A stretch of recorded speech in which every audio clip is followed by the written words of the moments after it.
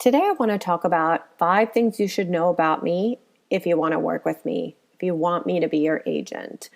And these may be things that other agents won't tell you, or things you may not have thought of, or you may not know about me, but I'm going to tell them to you, and then you can make a decision whether we would be a good fit. Newsflash, not every agent gets along with every client, and not every client gets along with every agent. That's why it's important to interview agents before you choose one, and not necessarily go with your neighbor or the person who you know is an agent but you don't really know anything about them from your church, anything like that. It's really important to interview. Sit down and see if you click, because you're going to be working, whether you're selling or buying, in one of the biggest transactions of your life, and you want to make sure that you and your realtor, your real estate agent, get along. So the number one thing to know about me is that I will not show you property unless you're pre-qualified or pre-approved. Now, you might know that you can pre-qualify or you can get pre-approved, but if you haven't taken that first step and spoken to a lender, then I'm not going to show you property. Of course, I'm going to help you get in touch with a lender, help you through the pre-approval process, answer any questions, but we're not going to see any property until you have that piece of paper. And the reason for that is very simple. I work with a certain amount of clients, and if I am taking time out of my schedule to go show you property, and then it turns out you can't buy that house, we're wasting time. You've wasted your time, I've wasted my time, and it's not good for anybody. The other thing is, if I show you property that's above what you're pre-qualified or what you can afford, you are never going to like anything that I show you that's in your budget.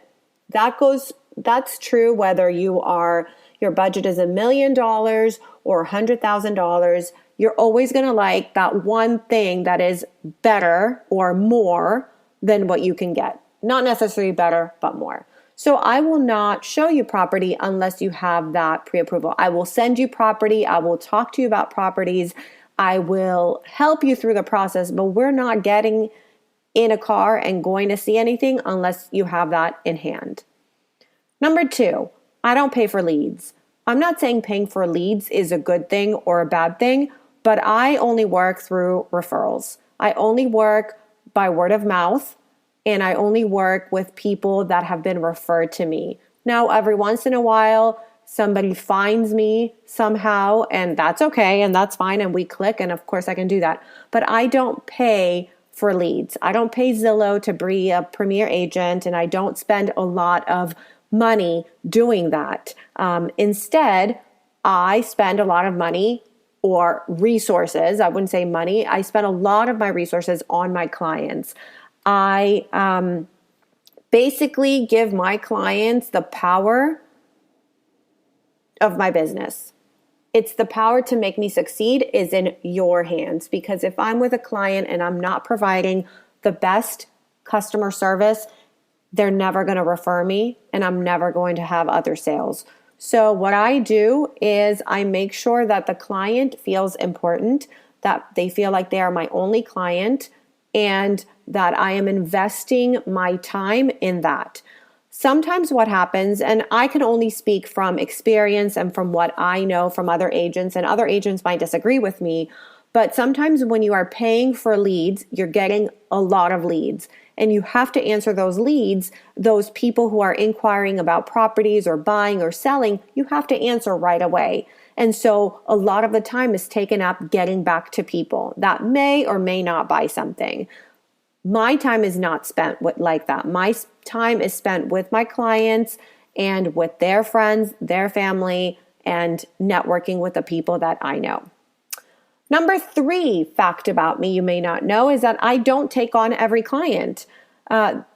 If you don't respect me and don't understand where I'm coming from, and you don't understand that I have your best interest at hand, then I'm not the agent for you.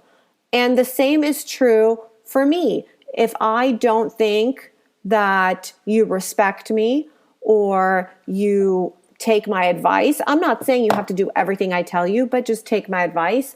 If there is that, once that respect is lost, or if there is no respect, no mutual respect, the relationship is not going to thrive, and I will just walk away. I will gladly refer you to an agent who you would probably get along with a lot better than me, and you'll have a great time, and you will find, and you'll get your house, you'll sell your house. Perfect. There's no issues. But I will not work with someone who doesn't respect me and doesn't value my time.